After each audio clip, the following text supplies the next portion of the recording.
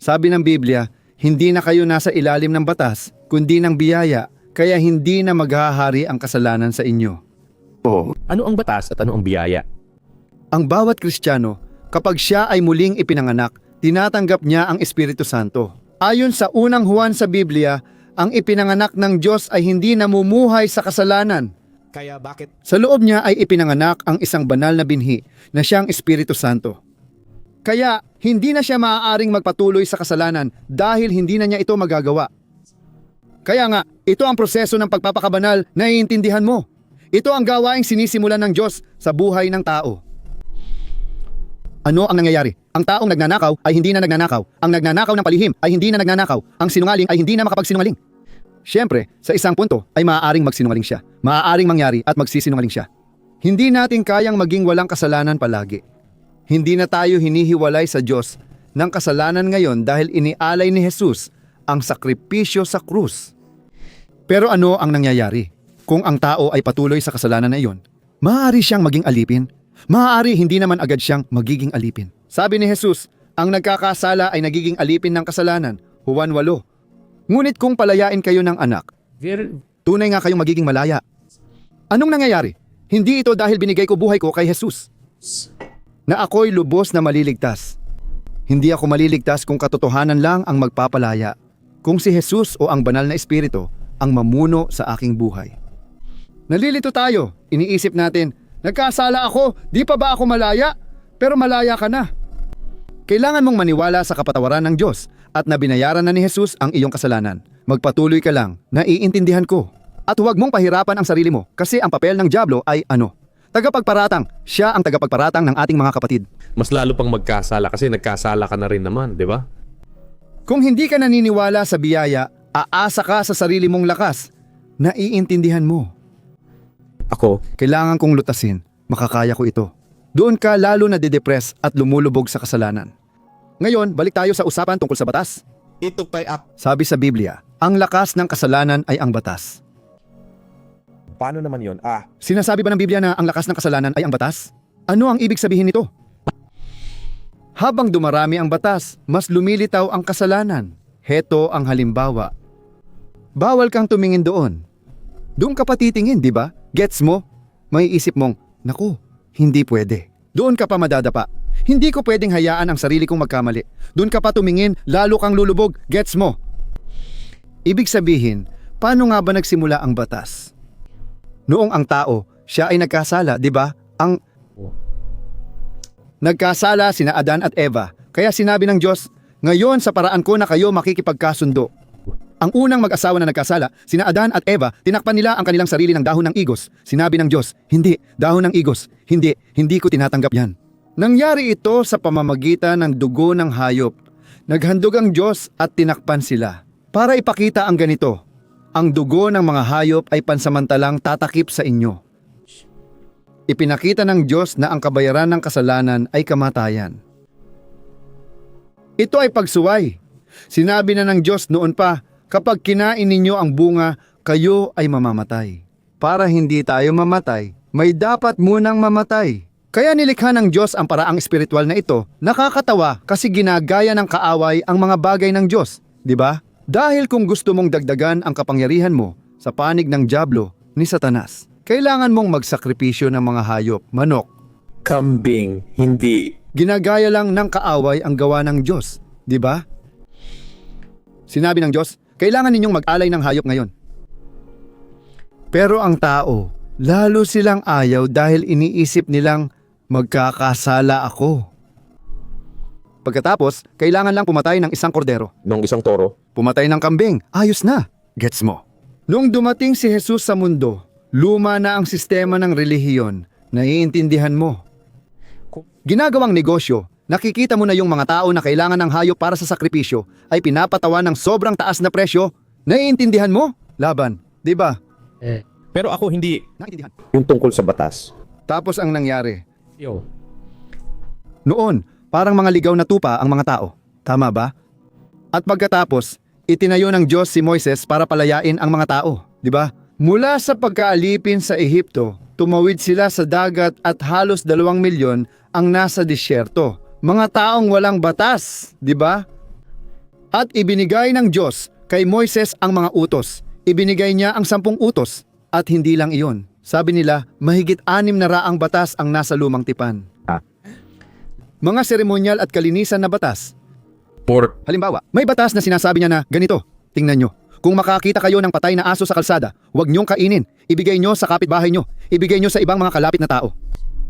Kaya, maraming batas na mahirap intindihin at hindi mo naman kailangang pilitin intindihin. Basta, para lang magkaroon ka ng kaalaman. Pero bakit? Dahil mga batas yon tungkol sa kalinisan. Alam ng Diyos na ito'y maaaring magdulot ng kontaminasyon. May mga tao ring hindi sumusunod sa batas ng Israel. Alam mo ba ang nangyayari kapag ibinigay ng Diyos ang batas? Hanggang noon, wala silang alam kung ano ang kasalanan o hindi. Maliban na lang sa konsensya ng kanilang puso. Bibigyan kita ng halimbawa. Kung may isang katutubo na nasa Mata Atlantida, doon sa lugar na yon. Bigla niyang pinatay ang kasama niya. Walang nagsabi sa kanya na mali ang pumatay, pero utos ng Diyos na huwag kang papatay. Pero sa puso niya, alam na niyang mali. Naiintindihan niya, may ginawa akong hindi ko dapat ginawa. Naiintindihan mo ba yon?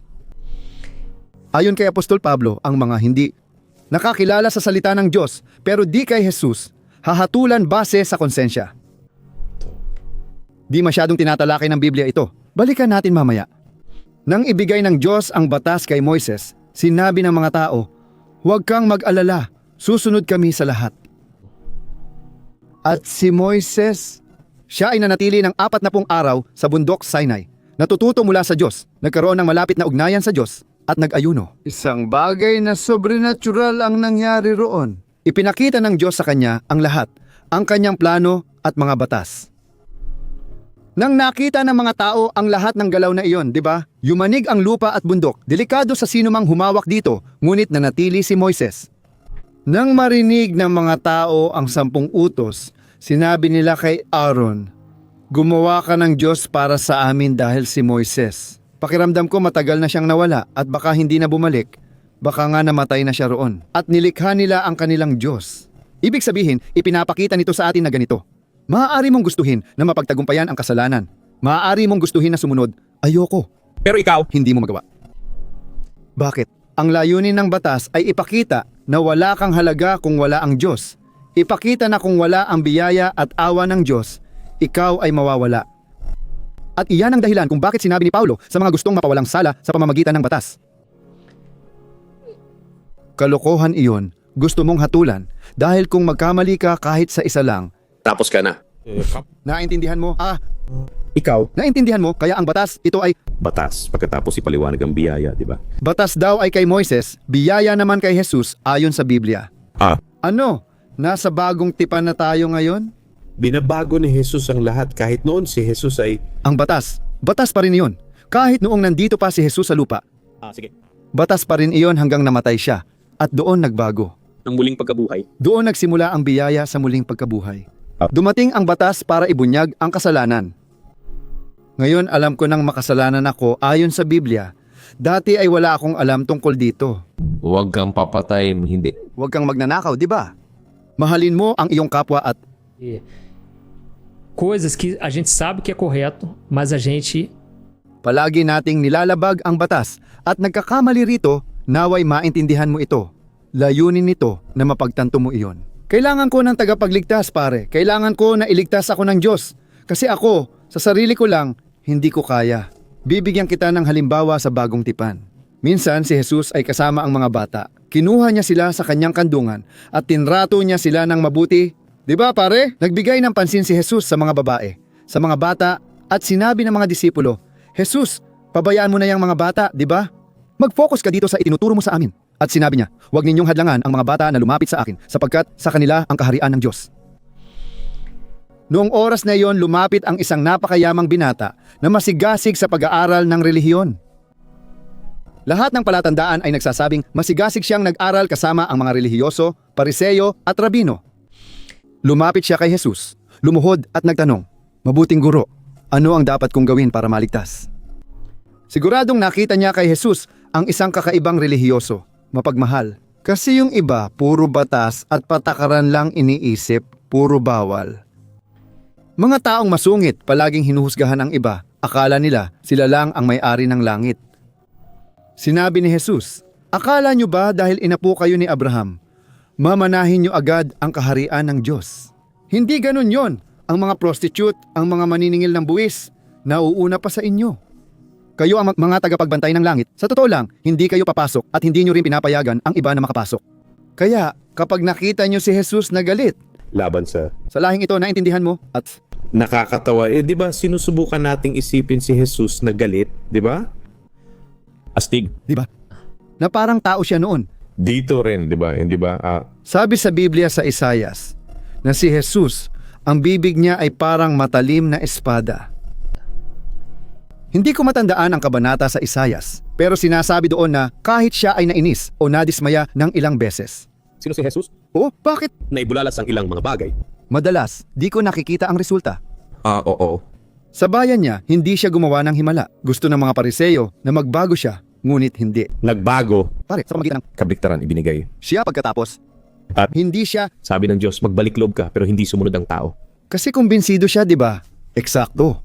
Gente, May binata lumapit kay Jesus at nagtanong, "Mabuting guro, ano ang dapat kong gawin para maligtas?" Sabi ni Jesus, "Ang Diyos lang ang mabuti." Agad gustong alisin ni Jesus ang ideyang iyon sa kanya. May ideya siya na may mabubuting tao at gusto niyang maging isa. Gusto rin ni Jesus alisin ang imaheng iyon sa kanya. Hindi kailangan maging mabuting tao. Lumakad ka lang kay Jesus at siya ang gagawa sa iyo na maging mabuti. Kung ngayon tinutulungan ko ang mga tao at mayroon akong ganitong motibasyon araw-araw, ito ay dahil binigyan ako ni Jesus ng kakayahan para gawin ito. Siya ang nagbibigay ng pagmamahal na ito. Kasi kung wala, magiging makasarili ako. Likas naman talaga sa tao yon. Anong nangyari? At sinabi ni Jesus ng ganito, "Tingnan mo, hindi lang Diyos ang mabuti." Tapos sinabi ni Jesus, "Tingnan mo, gusto mo bang malaman kung paano magmana ng kaligtasan? Sundin mo ang aking mga utos." Sinabi niya, "Salamat sa Diyos." Inisip niya rin. Sinabi niya kay Jesus na mula pagkabata, sinusunod niya ang mga utos. Sabi ni Jesus, "Ayos yan pare. Isang bagay na lang ang kulang. Ipagbili mo lahat ng ari-arian mo at ibigay sa mahihirap para magkaroon ka ng kayamanan sa langit." Nako, Jesus, sinasabi sa Biblia na noong oras na yon, tumalikod siya kay Jesus, labis na nalungkot dahil siya ay may-ari ng maraming ari-arian. Nang makita ito ng mga disipulo, nagulat sila. Iniisip nila, sinunod niyang tapat ang mga utos. Sabi ni Jesus, mas madali pang makapasok ang kamelyo sa butas ng karayom kaysa ang mayaman sa kaharian ng Diyos. Sinabi ni Pedro, "Jesus, sino pa ang maliligtas?" Sinabi niya, "Imposible ito sa tao, pero posible ang lahat sa Diyos." Nagsalita si Jesus ng propesiya tungkol sa sarili niya at siya ang gagawa ng paraan para ito'y mangyari. Kaya, ano ang nangyayari? Saan siya nagkamali kung ang lalaki ay tapat na sumusunod. hindi niya minahal ang Diyos ng higit sa lahat? Sabi ni Jesus, "Mahal mo lang ang Diyos o pera." Hindi ka pwedeng maglingkod sa dalawang Panginoon dahil mamahalin mo ang isa at kamumuhian ang isa pa. Ibig sabihin, siya ay tapat na sumusunod. Magalang at mabait siya, hindi mapanghusga o masama sa iba, mahal niya ang lahat. Pero hindi niya minahal ang Diyos higit sa lahat. Mas mahalaga sa kanya ang pera. Sabi ni Jesus, "Isa na lang ang kulang, halos nakuha mo na." At ano ang meron ngayon? Maraming gustong pumasok, pero sabi ni Jesus, iilan lang ang makakapasok dahil madalas nagkakamali ang karamihan pare. Ang target gets mo. At anong nangyayari? Ang batas, ipinapakita nito ang iyong kasalanan. Tinatanggap mo ang ating batas. Ibig sabihin ba nito, yun na yun. Kaya kapag mag-e-ebanghelyo ka, maganda munang banggitin ang tungkol sa batas. Para maisabi ng tao, ay ibig sabihin, hindi ko kayang iligtas ang sarili ko. Eksakto. Salamat sa Diyos dahil ngayon si Jesus, siya na ang makakagawa para sa iyo. Naiintindihan mo ba? Ngayon, gusto natin ng isang napakagaan na ebanghelyo na sinasabi natin, hindi, mahal ka ni Jesus pare. Ano ka ba? Pinapatawad ka ng Diyos. Di natin napag-uusapan ang ginawa ni Jesus sa krus pare. Hindi mura ang ginawa niya, gets mo. Para magkaroon ka ng ideya. Lahat ng kasalanan ay nagdudulot ng kamatayan. Taon-taon, kailangang pumunta ang pari roon para mag-alay ng hayop at nakakapagod ito. Pagdating ni Jesus, sinabi ni Juan Bautista, ang kordero ng Diyos na nag-aalis ng kasalanan ng mundo. Ibig sabihin, hindi na kailangan mag-alay ng hayop. Hindi na kailanman. Wala nang sakripisyong magagawa pa. Kahit nagkasala ka ng matindi, kung kilala mo ang salita, pinatawad ka na ng dugo ni Jesus. Ngayon, meron ka na, hindi mo na kailangang magdalamhati pa. Bakit? Angkinin mo lang ito. Pinatawad na ako. Magpasalamat ka sa ginawa niya para sa'yo. Kaya iba na ngayon. Kahit na humihingi ka ng tawad, alam mo sa sarili mo na pinatawad ka na. Sabi sa Biblia sa Hebreo na pinasakdal niya magpakailanman sa pamamagitan ng kanyang sakripisyo, ang gawa ng Diyos sa buhay natin. Nasa proseso tayo ng pagpapakabanal kaya. Pero tayo ay ligtas na. Pinatawad na tayo. Pinagpala na. Tayo ay mayroon na. Nasa atin na ang pinakamabuti mula sa Diyos. Naiintindihan mo? Ang pinakamabuti mula sa Diyos ay dumating na, hindi pa lang dumarating. At ano ang nangyayari? Ngayon, ano ang nakikita mo sa mga simbahan? Mga taong depressed, takot na maparusahan. Hindi nila iniisip na maaari silang lumapit sa presensya ng Diyos ng ganito. May kumpiyansa. Samantalang sinasabi ng Biblia na ngayon, maaari tayong pumasok ng may kumpiyansa sa kabanal-banalang dako na dati ay para lang sa pari at Sino ang hindi? ay hindi maaring maging Barilin. si Albehado nga. Ngayon kahit sino na lang. Halimbawa, kapag nagdadasal tayong tanggapin niyo si Jesus, hindi ko masyado ginagamit ang salitang iyon kasi parang lumalabas na siya pa ang nagpapabor. Jesus, parang ginagawa kitang pabor. Tanggapin. Ngayon, tatanggapin kita. Sige na, ayos lang. Hindi, tatanggapin ko ang biyaya, di ba? Sa totoo lang, lahat ng makikita mo sa bagong tipan ay tungkol sa pagtanggap. Kapag pinag-uusapan ko ang batas ay kumakatawan din sa sumusunod, ang pagsisikap ng tao. Ito ay pagsisikap na nais pagpalain ng Diyos. Heto ang halimbawa. Marami ang naniniwala na kapag di nagbigay ng ikapu, di sila pagpapalain ng Diyos. Ang ikapu ay halimbawa ng batas sa lumang tipan. Ang hindi nagbibigay ng ikapu ay talaga namang dinarayo ng maninira at ang tao ay nagdurusa sa mga sumpa, ang hindi sumusunod dito. Sa Deuteronomio 28 sinabing ang hindi susunod ay mapaparusahan at ang susunod ay kakain ng pinakamainam sa lupa. Sa bagong tipan, hindi ka nasusumpain dahil kay Kristo. Ayon sa Biblia, walang kahatulan sa mga kay Kristo. Naintindihan? Ang mangyayari ay ganito. Ibig sabihin ba nito na pwede akong magkasala at mabuhay ayon sa gusto ko? Kung ikaw ay born again, nais mong mapasaya at mapalapit sa Diyos. Sinabi ni Paulo, ang aking laman ay gustong gawin ang mga bagay na hindi kalugod-lugod sa Diyos. Gustong gumawa ng kasalanan, pero ang aking espiritu gusto kong bigyang kasiyahan ang Diyos. Sinabi niya, kawawa ako, sino ang magpapalaya sa akin sa katawan ng kamatayan na ito? Tinapos niya ito sa salamat sa Diyos sa pamamagitan ni Hesukristo na nagbigay ng buhay para sa atin. Kaya, nasa Kabanata 7 iyon, kung saan buong oras niyang tinatalakay ang tungkol sa laman. Mga kaibigan, ang hirap talagang labanan ang kasalanan. Ang mabuti na gusto ko, di ko nagagawa. Ang masama, lagi kong nagagawa. Sa Kabanata 8, ipinaliwanag niyang hindi na tayo pinaghaharian ng laman. Maaaring magkamali ka kapag nagkasala ka. Sabi ng Biblia, mayroon tayong tagapagtanggol, isang tagapamagitan sa harap ng Diyos, palaging namamagitan para sa atin. Ibig sabihin, palagi kang magkakaroon ng kapatawaran. Dahil ang ginawa niya ay perpekto. Tapos na, wala nang kailangang gawin pa.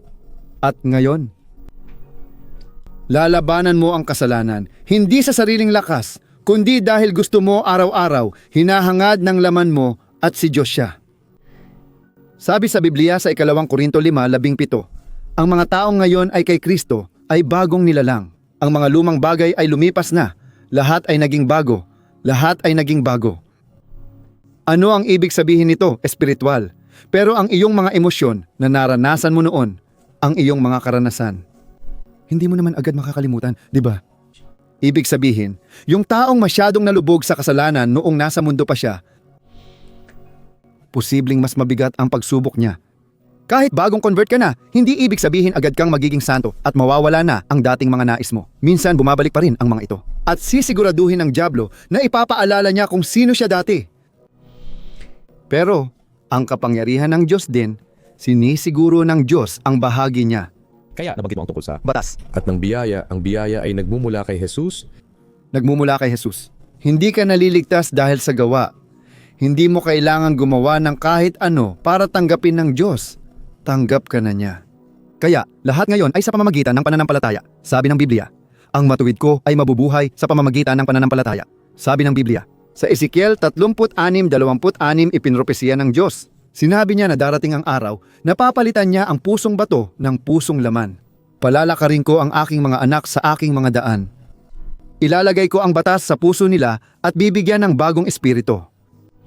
Ipinapakita ng batas ang kasalanan, pero hindi nito kayang pagtagumpayan ito. Ang Espiritu Santo ang nagbibigay ng kakayahan sa iyo. Naintindihan mo? Naintindihan ko. Kaya sinabi ni Paulo, tayo ay mga tagapaglingkod ng isang bagong tipan. Hindi ng titik dahil ang titik ay pumapatay, kundi ng espiritu dahil ang espiritu ay nagbibigay buhay at nananatili.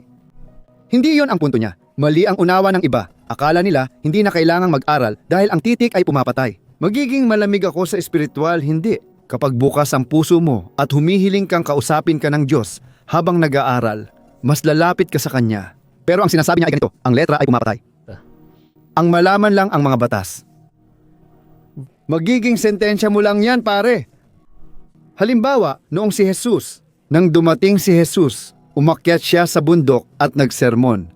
Ayon sa Mateo Kabanata 5, 6 at 7. At sinabi niya, tingnan ninyo, kung may isang tao, noon narinig ninyo, di ba? Mata sa mata, ngipin sa ngipin. Ngayon, kung may gumawa sa iyo ng masama, patawarin mo ang taong iyon. Ipagdasal mo ang mga umuusig sa inyo, pagpalain mo sila. Kapag may nagsalita ng masama tungkol sa iyo, magsalita ka ng mabuti tungkol sa kanya. Pagpalain mo ang mga nanlalait sa inyo, pagpalain mo sila. Sa totoo lang, kung ang tao ay hindi lalapit gamit ang pananaw na sinasabi ko sa iyo, binabasa na niya ang kanyang sariling hatol ng kamatayan, pare. Dahil walang kayang mabuhay ng ganoon. Ganon ba siya? Sinabi niya, maging perpekto kayo, gaya ng inyong ama na perpekto. Maging maawain, ibig sabihin, maging maawain kayo, gaya ng Diyos na maawain sa inyo. Kung babasahin mo ito nang hindi nauunawaan ang ginawa ni Jesus, maganda itong pakinggan at gugustuhin mong sundan. Maraming hindi makapagpatawad dahil sinusubukan pa rin nilang gawin ito sa sarili nilang paraan. Kailangan ng tao ang Espiritu Santo. Nang si Jesus ay namatay, hindi ba? Madali, di ba? Magpatawad at gawin ang iba pang bagay. Nang walang biyaya. Nang walang biyaya, pare. Naintindihan ko. Kaya nga, ayon sa Biblia, ang biyaya ang nagtuturo at nagbibigay kakayahan sa atin na mamuhay ng makadiyos, banal, at matuwid. At iyan ang dahilan kung bakit ngayon, tinitingnan ko ang buhay ko at iniisip ko, grabe, tingnan mo, ano nga ba ang nagawa ng biyaya sa buhay ko? Dahil ngayon, ako ay naging taong hindi ko kailanman kayang maging mag-isa lang. Ginagawa ko ang mga bagay na di ko kayang mag-isa. Pare, ayoko talagang magtrabaho noon.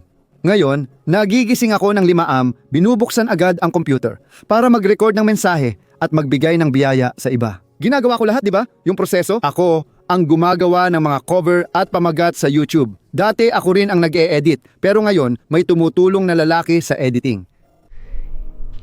Nagagawa ko ang dating di ko akalaing kaya ko. Nasusunod ko ang kagustuhan ng Diyos at nabubuhay ang tawag niya sa akin. Pero kung ako lang, hindi ko kaya. Naintindihan? Kaya basta nagdarasal lang ako at humihingi kay Diyos. May mga araw na iniisip ko, kakayanin ko. At binibigyan ako ng Diyos ng kakayahan. Naintindihan mo? Naintindihan ko. Kung susundin ko ang tawag na ito mag-isa, sariling panganib at pananagutan, babagsak ako. Hindi ko kaya. Hindi ako pwedeng magkasala, kailangan kong magpatotoo, kundi magkakagulo ako. Naiintindihan mo? Kaya ang sino mang gustong umasa sa batas ay mamamatay. Sabi ni Jesus, kung di kayo maniwala na ako ang sinugo ng Diyos, mamamatay kayo sa inyong mga kasalanan. Maaaring siya na ang pinakamabait na tao sa mundo. Kung nagkasala ka kahit minsan, wala ka ng kaligtasan. Pero tingnan ang kriminal sa krus. Ay, sa huling segundo. Nagkamali siya. Sino ang makakatiyak na pagkatapos niyang bumaba, kung nagkaroon siya ng pagkakataong bumaba mula sa krus, sino ang makakatiyak na magbabago talaga siya ng buhay? Sa pagbanggit niya kay Jesus, naniniwala akong siya ang isinugo ng Diyos. Nandito tayo sa krus dahil binabayaran natin ang ginawa natin. Ikaw hindi, wala kang kasalanan. Sinabi niya, alalahanin mo ako pagpasok mo sa kaharian ng Diyos. Ngayon din, makakasama kita sa paraiso. Kaya dito, ipinapakita ni Jesus na tinatanggap ng Diyos ang lahat. Iyan ang magandang balita. Kung hindi, masama iyon. Siyempre. Kailangan kong gumawa ng paraan para maging karapat-dapat ako. Wala nang atrasan, impyerno na ito. Kamakailan, nakita ko ang dati kong kaibigan noong bata pa ako. Naalala mo bang nabanggit ko na may kaibigan akong laging nagdadalawang isip? Oo, hinihintay kanyang lumabas para maglaro. Oo, maglaro. At kinausap ko siya tungkol sa Diyos. Sabi niya, Juninho, makasalanan talaga ako, pare. Pare, hindi ko talaga kaya. Pasensya na, pero hindi ko talaga kaya, pare. Ayon sa batas, hindi, di ba? Kung ayaw mong baguhin ang buhay mo para mapalapit kay Jesus, huwag kang lumapit sa Kanya. Siya ang magbabago ng buhay mo, gets? Sabi ni Jesus, kung wala ako, wala kang magagawa. Sinabi niya, ako ang tunay na puno ng ubas. Ang aking ama ang magsasaka. Kung mananatili kayo sa akin, mamumunga kayo. Hindi mahalaga ang relihiyon o pagpunta sa simbahan ng ebangheliko. Hindi yon ang magbabago. Doon, malalaman mo si Jesus. Nasa iyo kung susunod ka sa Kanya o sa relihiyon. Naintindihan mo? Kaya, kung wala siya, hindi natin kaya pare. Kaya nga sinasabi ng Biblia, doon sa Galatia 5, may mga gawa ng laman at mga bunga ng Espiritu. Bakit pinagkaiba ng Biblia ang gawa at bunga? Dahil ang gawa ay isang bagay na nangangailangan. Ng pagsisikap nangangailangan. Ang pagsisikap ay galing sa makalaman at makamundong pagnanasa, samantalang ang bunga ay natural lang na nabubuo. Kaya nga, yung lalaki, sobrang bastos at sama ng trato sa asawa niya, pero nagbago siya. Pare, tunay ba talagang nagbago siya dahil sa karanasan? Naging ibang tao na siya. Gusto niyang magbago, pero si Jesus talaga ang gumagawa nun sa kanya. Naintindihan ko. Kaya, ang napapansin ko na nagpapakaiba sa buhay ng Kristiyano ay ang pananaw niya sa biyaya. Dahil sa biyaya ng Diyos, nababago ang tingin niya sa Diyos. Nare-realize niya na hindi pala maparusang Diyos ang Diyos. Ayon sa Biblia, maging sa lumang tipan, hindi natutuwa ang Diyos sa pagkamatay ng masama. Sinasabi niya, gusto ko na kayo ay magbalik loob na sumunod kayo sa akin para kayo ang pumili. Naiintindihan ko. Maisip mo ba ang isang Diyos na nalulugod sa pagkakamali ng isang tao? Oh, hindi mo sinunod. Ang sinasabi ko, parurusahan kita. Hindi ko makita ang Diyos na ganyan. Dahil ang Diyos ay parang binibenta minsan, di ba?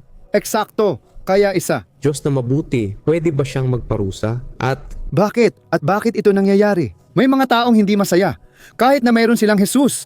Dahil sinabi ni Jesus, mapapalad kayo, dumating ako upang kayo ay magkaroon ng buhay na masagana. Bakit? Dahil sumusunod lang sila sa patakaran at pumupunta sa simbahan. Hindi ko naman sinasabi na lahat, syempre, pero karamihan ay nakabase sa mga kampanya, nakabase sa mga panata. Iniisip ng iba, bawal akong magkamali sa panata, kundi hindi ako pagpapalain ng Diyos. Kung wala akong paninindigan, madali akong mapaniwala at masunod sa patakaran. Naiintindihan mo? Naintindihan ko. Kaya, kailangan nating isabuhay ang biyaya. Sa Hebreo, Kabanata 2 sinasabi nito na hindi natin dapat baliwalain ang kabutihan, pagtitiis, at pasensya ng Diyos dahil ang kabutihan ng Diyos ang nagtutulak sa atin tungo sa pagsisisi. Mabuti, maawain, at mapagpala ang Diyos. At ang kabutihan niya ang siyang nagpapakumbinsi sa atin. Nung nabasa ko yon, naging interesante para sa akin kasi naisip ko, hindi parusa o takot ang nagpapapagsisi sa akin. Sa totoo lang, nagsisisi ako at may guilt. Mali ang ginawa ko, pero hindi ko isinuko ang sarili ko. Kasi ang pagsisisi ay pagbabago ng isipan. Ayoko na nito sa buhay ko. Simple lang, hindi na nararapat na gawin ko pa ito. Ang kabutihan ng Diyos ang humihikayat sa atin sa kasalanan. Pero hindi laging pag-aalaga o lambing ang kabutihang yon. Sinasabi ng Biblia, halimbawa, sa Hebreo, Kabanata 12, na ang Diyos ay Ama at dinidisiplina niya tayo dahil mahal niya tayo. At hindi natin dapat baliwalain ang kanyang disiplina. Masasaktan at mahihirapan tayo, pero magbubunga rin ito ng maganda sa buhay. Naintindihan ko. Então, Yun yung sinasabi natin dati. Nagbago na ako! Ibinigay ko na ang buhay ko kay Jesus, pero ngayon namumuhay pa rin ako sa kasalanan. Didisiplinahin ka ng Diyos. Ibig sabihin ba niya na aksidente ka? Hindi. Paparusahan ako ng Diyos. Hindi, binayaran na ni Jesus. Pero didisiplinahin ka pa rin niya. Naniniwala akong kinakausap tayo ng Diyos ng personal. wow. Dahan-dahan niya tayong kinukumbinsi. Lumayo ka, anak. Hindi iyan nakakabuti sa'yo. Siya. Nagdadala siya ng mga taong magsasabi niyan sa'yo, direkta man o hindi, minsan din. Yan. Hindi magbabago. Ayaw niyang magbago. Minsan, ginagamit ng Diyos ang tao. May nakakakita. Naiintindihan mo. Tulad ng pastor na minsang nakatitig sa palda ng babae. May nagsumbong sa pastor. Kamakailan lang may nangyari. Hindi pala kamakailan. Matagal-tagal na rin. Isang lalaki, anak ng pastora, na laging nagpupunta sa motel. Hindi bahay aliwan, motel lang. Alam ko. Mas karaniwan pala yon kaysa sa inaakala natin. Kung gusto mong mamuhay na parang tipong, hindi ko pwedeng gawin to. Sige, at Gawin mo na lang. Kaibigan, kung ang tao ay walang lakas para magtagumpay, O, magtiwala sa Diyos, magdasal at hayaang baguhin ka ng kanyang salita. Doon mo mararanasan ang mabuti at perpektong kalooban ng Diyos. naiintindihan ko. Kaya, di ko na matandaan ang sinasabi ko. Sinabi mong tatapusin mo lang to. O, Kapag pinag-uusapan natin ang biyaya at ang batas, tungkol sa kabutihan ng Diyos, dinidisiplina niya tayo. Naiintindihan ko ito dahil ilang beses na akong nadisiplina ng Diyos. Oo, nararamdaman nating kinakausap at tinatawag tayo ng Diyos, sabi mo. Ang pagdidisiplina, parang isang ama, minsan ganun. Oo, nagbibigay ng parusa, yung tinatawag nating parusa, di ba? Oo, parusa nga 'di ba? Pero ang anak ko, kahit magkamali, hindi ko siya sasaktan. Pero halimbawa, kukunin mo ang, ewan ko, ang video game niya o kaya kukunin mo anak ko. Kapag matindi siyang pasaway, kinukuha namin ang tablet niya bilang parusa at pinapahinga muna. Naiintindihan niya na mali yun? Una sa lahat, ang Diyos, hindi siya lumilikha ng kasamaan. Hindi ang Diyos, hindi. Pwede niyang pahintulutan. Naiintindihan mo? Sige siya, Hindi. nagpapadala ba siya ng sakit sa isang tao bilang parusa? Eksakto. Sa totoo lang, nakakita na ako ng mga tao hindi. Isang binata na kahit nagbagong loob, hindi pa rin iniwan ang dating buhay sexual. Oh. At ano ang nangyari? Nagkaroon siya ng sakit na naipapasa sa pakikipagtalik. Naiintindihan ko. Naintindihan mo? Ayon sa Hebreo Kabanata 12, ituring ang mga pagsubok bilang disiplina ng Diyos, gaya ng sinasabi sa Biblia. Hindi naman na ang Diyos. Pinayagan ng Diyos, pare. Oo, ganun nga. Hindi Diyos ang nagbigay ng sakit na yon, pero tiniis niya ang epekto. Eksakto. Ng isa. Ng isang kasalanan. Tama. Diyos yan, hindi dapat gawing biro. Gets mo?